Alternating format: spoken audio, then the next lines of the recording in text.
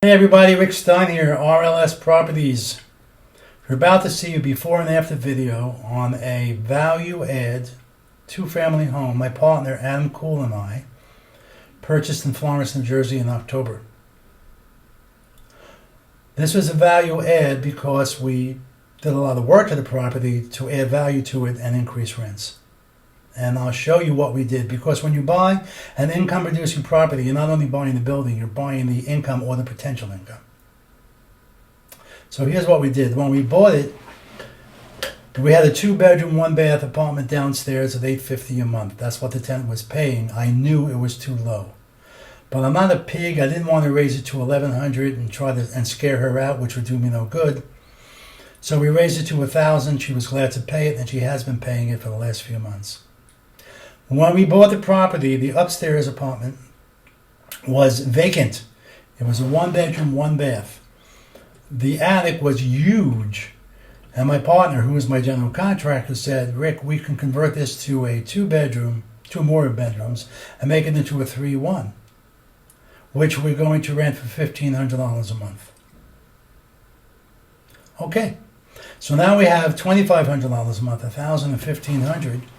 And we got to, again, use the vacancy rate. I took off a month. So that's the rent now is $27,500 net income. Look at the left side. The expenses come to just under $7,000 a year. If I take the $27,500 and I minus the expenses, it comes to $20,587. That's my net operating income, NOI. It does not take into consideration financing. It assumes you're paying cash. You may not be, but for the sake of this estimation, you're not using or you're not including your financing costs.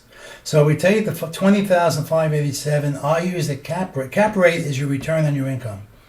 And it also depends on the market, how strong the market is, and where you're buying. So if I'm buying this in Trenton, I want a greater return. I would need a higher cap rate. In Florence, 8% is norm, so I'm taking the $20,587 divided by the cap rate of 8%, gives me a new value of $257 and change. Now, I got to take into consideration the financing. We currently have a hard money loan on it, which we used to buy it and the rehab. Rehab came to about $25,000. So we're going to have to recoup that money, but we will. So let's say I refinance it for $160.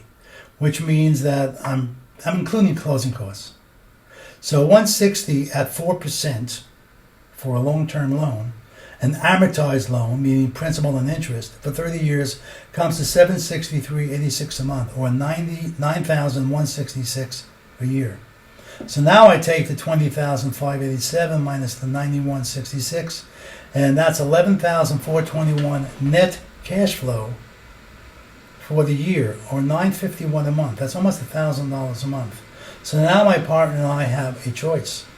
We can sell it as a turnkey and reap the profits, or keep it and rent it. We'll probably do the latter. I hope that helps you. Please visit my YouTube channel, RLS Properties. You can subscribe to it. There's a lot of videos that explain a lot of what we do, including the financing and how to use private money. Thank you. Adam Cool again, working with Mr. Rick Stein from RLS Properties and myself with Coolman Group. We are back here at our Florence duplex that we acquired just a couple months ago. We picked this property up where we saw some possible opportunity here to make some improvements on the place. We got the property at a decent rate.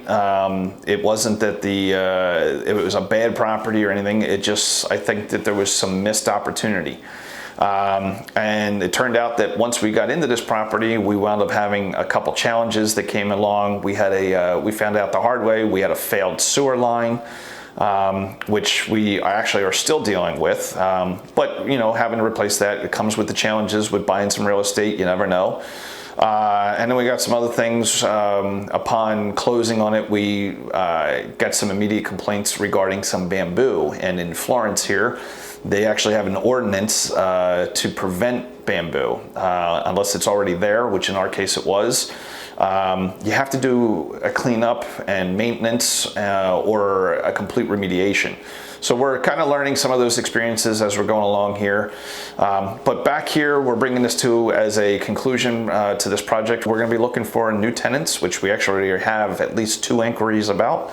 And you'll see that, we try to turn around a quality, safe environment for our tenants. And the better that we can put them together, the less maintenance calls that we will get on the back end. We're currently standing here in the kitchen of this place. We didn't do too much from what was.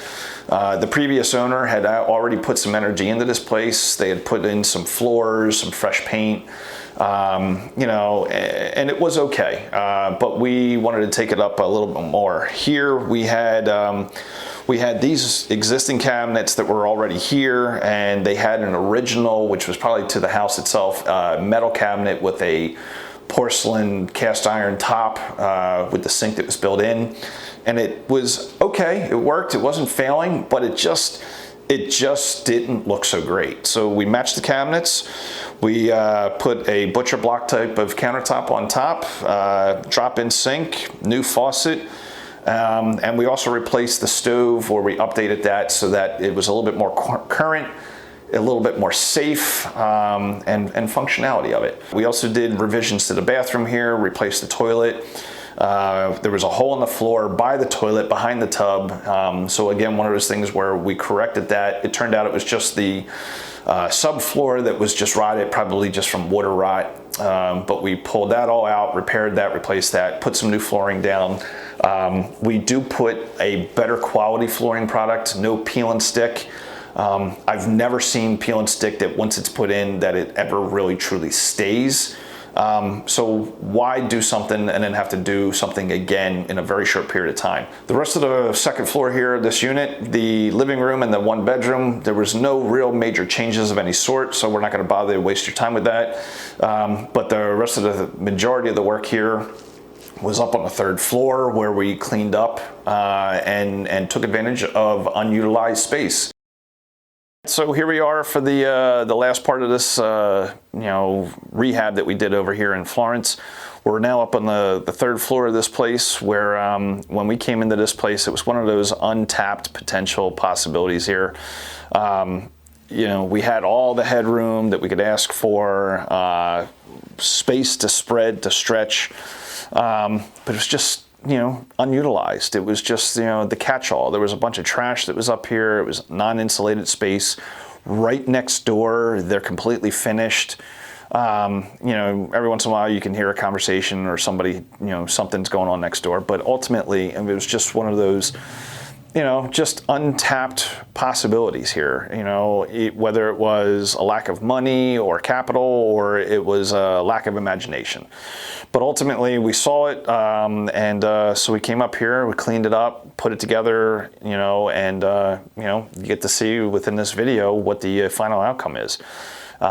We've had a couple conversations with the actual downstairs tenants of this building, where they're feeling cramped in the 2-bedroom space, and they're already kind of having a conversation with us about the possibility of moving to the upper unit here. And the comical laugh is of who's going to get which room, as you'll see in this video. So there's now 2 rooms up here, each having their own entryway, window access, lights, heat, blah blah blah. But then closet space as well. This is Adam Kuhl from Kuhlman Group, Rick Stein from RLS Properties, and this is what we do.